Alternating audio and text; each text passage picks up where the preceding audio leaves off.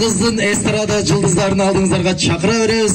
Надыра бегим жана ошондой эле Хадича кызыбызды кол чабуулар менен тосолойлу. Туулган күн ээсинин урматына. Кана кетти.